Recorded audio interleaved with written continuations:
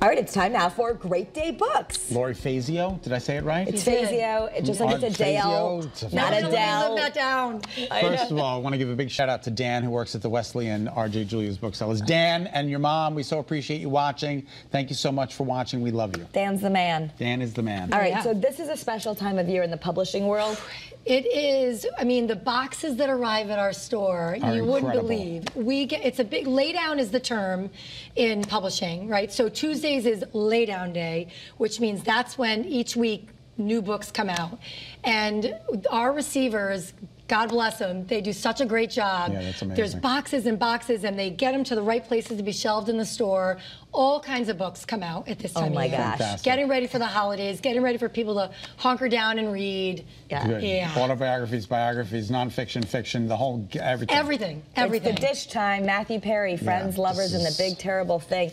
I mean, I've heard a lot of interviews with him. He basically is coming clean. The Big Terrible Thing. Like, he was so addicted to opioids and other things. He really almost died. He did, and he says that when I wasn't, you could tell by what his weight looked like on the show, whether he was drinking or doing pills or doing lots of pills, apparently. So there's 3 different stages that you could, I mean, and he dishes in this story. He dishes He in this really, story. and I've heard him, I know he's said some controversial things, but he also is talking about how he wants to help people, that, people love him as his character and whatever, but he wants you to know that, okay, it's okay, and I think it's great. Start over and start over and start over. He went to rehab many times. Many times. Many times. And it finally worked. It had to work. Well, knock wood, it's working. Yeah. It's working every day. It's a struggle for him. But I think that it's so great that he opens up, because of course you think you're a celebrity, you have money, you're good looking, and if he had troubles with it, then anyone can. And he's talking about the struggle of addiction and what worked for him. So he really wrote it as a way to say, I want to help you. Right, and I guess he said too, like there were 6 friends and one of them was sick. Yeah. Yeah. So and I think, I mean, they have such a from what we've heard, a close bond. Those 6 celebrities, and I think they tried, but I mean, I haven't read the whole thing here, so I don't know every detail, but all right, let's move on. Yeah. So another celebrity. So Bono came out with his book yesterday. Oh, yep, 40 songs, 1 story. So he's telling about their experience over the years, and I mean, I am a huge Bono fan. He did a whole special with Norah O'Donnell on the CBS evening for CBS Sunday. CBS Sunday morning. And Sunday morning, it was incredible. It's one of my favorite shows. I know it is. It's a terrific great show. And she went over there and interviewed him on his own turf. And he, what I love about him, I think he's always been honest and just telling it like it is. Yep. He's never shied away from what he believes in, and so to hear like the story of U2 and how they started, and they're still together as the same guys, and I mean, I'm a huge fan.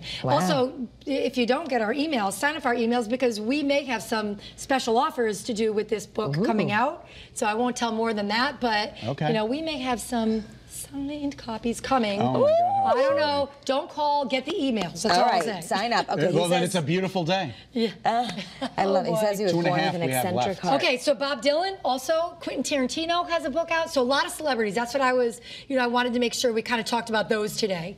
But we have some great events coming up too. So Friday night, we have Stacy Schiff, who is a great historian. This is called The Revolutionary Sam Adams. Ooh. So you had Hamilton, but even Jefferson and John Adams, who is Sam Adams' cousin, talk about one of the greatest influences in our Revolutionary War was Sam Adams. Not the beer. Not that some of us think of him for the beer, absolutely. but he was also really important in the Revolutionary War. And Jan Brett, we are having an exclusive event with Jan Brett this Saturday. Jan Brett is a loved illustrator and author in the kids. Absolutely gorgeous. This was Cozy. The new book is called Cozy in Love. So if you love that story about Cozy, you're going to get a little bit more this time. And again, we're her only event that's going on in the U.S. on Saturday. Still tickets available for that, but they're running out. All right. All right, Mad Honey, we're now, we're up to, where should we be? So we're up to page 277. Okay. And so we're going to finish the book, I'll be on in 2 weeks. So finish the book. It's easy, fast reading from here on out. But so now we find out, so spoiler alert, so if you haven't read up to 277, block your ears. So we find out that she is trans, and that all of a sudden was a shocker in the court that comes out, and everyone's like, what? And no one knows, no one knew. Well, which is so interesting because I was able to, I had the honor of doing the book event, and Jodi Picoult wrote this with Jennifer Finney Boylan, who is one of America's first openly trans women. Yeah.